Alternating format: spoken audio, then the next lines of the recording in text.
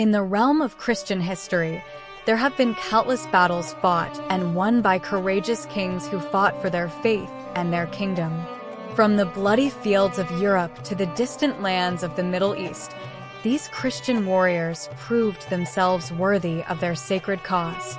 Today, we're going to revisit 8 epic battles fought and won by Christian kings, whose bravery and strategic genius left an indelible mark on history. Join us as we embark on this journey through time, exploring the battles that shaped the course of Christian history and cemented the legacies of these mighty kings. So saddle up and join us on this epic quest through Christian history. 8. The Battle of Tours, also known as the Battle of Poitiers, was a military conflict that took place on October 10, 732, near the city of Tours, France. It was a decisive battle between the Frankish kingdom and the Umayyad Caliphate, which marked a significant turning point in European history. In 732, an Umayyad army led by Abdul-Rahman al-Ghafiqi, a cousin of the Umayyad Caliph, marched towards Gaul with the intention of conquering the Frankish kingdom. The Umayyad army was estimated to be around 20,000 to 30,000 strong, while the Frankish army was around 25,000 to 30,000 strong. The battle took place near the city of Tours, which was an important strategic location. The Frankish army was led by Charles Martel and his son Pepin the Short. The Umayyad army was initially successful in pushing back the Frankish lines, but Charles Martel rallied his troops and launched a counterattack. The Frankish army used their heavy cavalry and infantry to great effect, while the Umayyad army relied heavily on their archers and light cavalry. The battle was fierce and bloody, with both sides suffering heavy losses. The Frankish army emerged victorious after a long and bloody battle.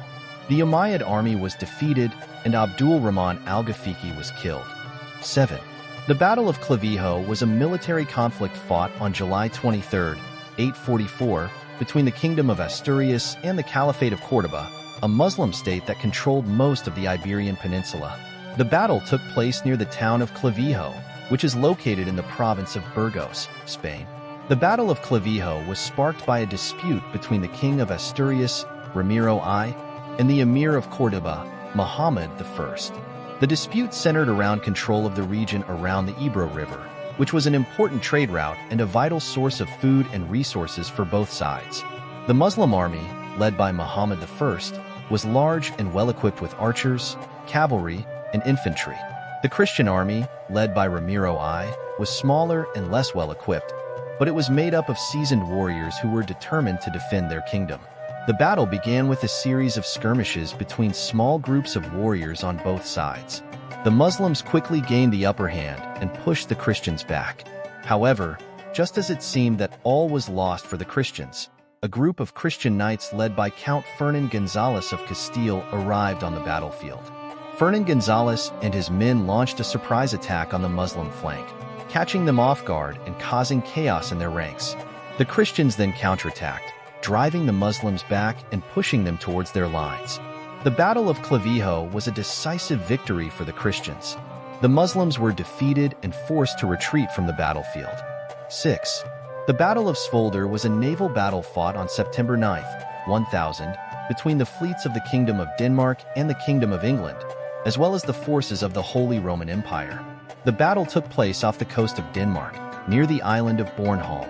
The Danish fleet, led by Canute's brother-in-law, Ulfjarl, sailed into the Baltic Sea and encountered the combined English Holy Roman fleet near Bornholm. The English fleet was led by Earl Godwin of Wessex and Bishop Ethelric of Selsey. The battle began with a series of skirmishes between small groups of warriors on both sides. The Danes were initially at a disadvantage, as their fleet was smaller and less well-equipped than their opponents. However, they were able to hold their own against the English and Holy Roman forces. Just as it seemed that the tide was turning in favor of the Danes, a third fleet appeared on the scene, that of King Olaf I of Norway. Olaf had been at odds with Canute for some time, and saw an opportunity to strike at his rival's weakened forces. Olaf's fleet attacked the Danes from behind, catching them off guard and causing chaos in their ranks. The English Holy Roman fleet took advantage of this confusion and launched a series of fierce attacks on the Danes. The Battle of Svolder was a decisive defeat for the Danes. Ulfjarl was killed in action, along with many other high-ranking nobles. The Danish fleet was largely destroyed or captured, and Canute's plans to maintain his father's gains in England were severely set back. 5. The Battle of Montcassard was a military conflict fought on November 25, 1177, between the Crusader Kingdom of Jerusalem and the Ayyubid Sultanate of Egypt. The battle took place in the area of Montcassard, which is located near the city of Jaffa in modern-day Israel. The battle began when a large Ayyubid army, led by Saladin himself, marched into Palestine and besieged the city of Jaffa. The Crusader forces, led by King Baldwin IV and his uncle, Jocelyn III of Edessa, were forced to march to relieve the city. As they approached Jaffa, they encountered the Ayyubid army and prepared for battle.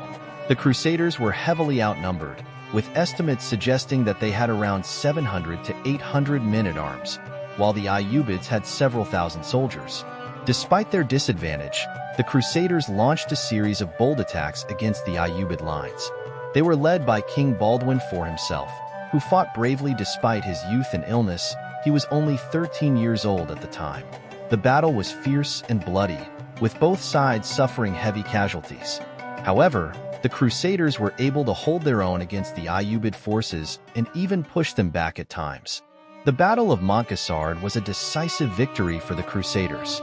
The Ayyubid army was defeated and forced to retreat back to Egypt. King Baldwin IV was hailed as a hero for his bravery and leadership during the battle. 4. The Battle of Jaffa was a military conflict fought on February 5, 1192, during the Third Crusade. The battle took place in Jaffa, a city located on the Mediterranean coast of present-day Israel. The battle began when Saladin's army, led by his nephew Al-Adil I, marched out of Jerusalem to confront Richard's forces. The two armies faced each other on a plain near Jaffa, with Richard's forces consisting of around 10,000 men-at-arms and Saladin's forces numbering around 20,000. The battle was fierce and bloody, with both sides suffering heavy casualties. Richard's forces were initially pushed back by the superior numbers of Saladin's army, but they rallied and launched a series of counterattacks. The turning point of the battle came when Richard himself led a charge against the Muslim lines, breaking through their defenses and causing widespread panic among their ranks. The Muslims began to retreat, and Richard's forces pursued them vigorously. The Battle of Jaffa was a decisive victory for Richard's forces. The Muslims were forced to retreat back to Jerusalem, leaving behind many dead and wounded. Richard's army captured a large number of prisoners and gained control of Jaffa. 3. The Battle of Las Navas de Tolosa was a significant military conflict fought on July 16, 1212, during the Reconquista, a period of Christian reconquest of the Iberian Peninsula from Muslim rule. The battle took place in the valley of Las Navas de Tolosa, near the city of Andújar in modern-day Spain. The Christian army consisted of around 20,000 to 30,000 men, while the Almohad army was estimated to be around 50,000 to 60,000 strong. The battle began with a series of skirmishes between the two armies, as each side tried to gain an advantage. However, the Christians soon gained the upper hand when their knights, led by King Alfonso VIII's son Ferdinand III, launched a bold charge against the Muslim lines. The Muslim army was severely disorganized and disoriented by the sudden attack, and their attempts to regroup were hindered by a series of mud baths that had been dug across their lines. The Christians took advantage of this chaos to launch a series of successive attacks, pushing deep into the Muslim ranks. The Battle of Las Navas de Tolosa was a decisive victory for the Christian forces. The Almohad army was virtually destroyed, with estimates suggesting that up to 60% of their soldiers were killed or wounded. The Muslims lost many high-ranking leaders and nobles, including several princes and emirs. 2. The Battle of Lepanto was a naval battle fought on October 7, 1571, during the Ottoman Habsburg Wars. It was a decisive victory for the Holy League, a coalition of Christian states led by Spain, against the Ottoman Empire. The battle took place in the Gulf of Corinth, near the city of Lepanto, now Naupactos, Greece. The Ottoman fleet was anchored in two lines, with their flagship in the center. The Holy League fleet approached in three lines, with their flagship at the center. The battle began when the Holy League ships launched a series of attacks on the Ottoman lines. The Ottomans were initially successful in repelling these attacks, but the Christians managed to exploit a weakness in their formation and broke through to the Ottoman flagship. Muezzin Zayd Ali Pasha was killed in action, and his replacement, Uluj Ali, was unable to rally his troops. The Holy League ships then focused their attacks on the Ottoman flagship, causing significant damage and killing many high-ranking Ottoman officers. The Battle of Lepanto was a decisive victory for the Holy League. The Ottomans suffered heavy losses, with estimates suggesting that up to 20,000 men were killed or wounded. The Christians lost around 7,000 men. 1. The Battle of Vienna was a pivotal battle fought on September 12, 1683, during the Great Turkish War, a conflict between the Ottoman Empire and the Holy Roman Empire. On September 9, 1683, a relief army led by King John III Sobieski of Poland and Prince Charles V of Lorraine arrived on the scene. The relief army consisted of around 70,000 to 80,000 soldiers from Austria, Poland, and other European states. On September 12, 1683, Sobieski led a daring charge into the Ottoman camp with his Polish heavy cavalry. He broke through the Ottoman lines and attacked Kara Mustafa Pasha's headquarters directly.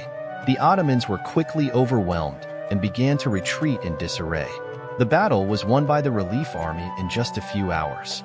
The Ottomans suffered heavy losses, with estimates ranging from 10,000 to 20,000 killed or wounded. The Holy Roman Empire and its allies suffered around 3,000 to 4,000 casualties. The Battle of Vienna marked a significant turning point in the Great Turkish War. The defeat shattered Ottoman morale and led to a gradual decline in their military power. And so, we conclude our journey through the annals of history, where 8 Christian kings and their armies rose to the challenge, fought bravely, and emerged victorious. From the scorching deserts of Lepanto to the snow-capped mountains of Vienna, these battles will be etched in the annals of time as testaments to courage, honor, and the unwavering resolve of Christian kings. These battles will forever be etched in our collective memory as shining examples of Christian valor and faith. May they inspire us all to stand strong against adversity and fight for what is just and true. And so, we bid you farewell. May God bless us all.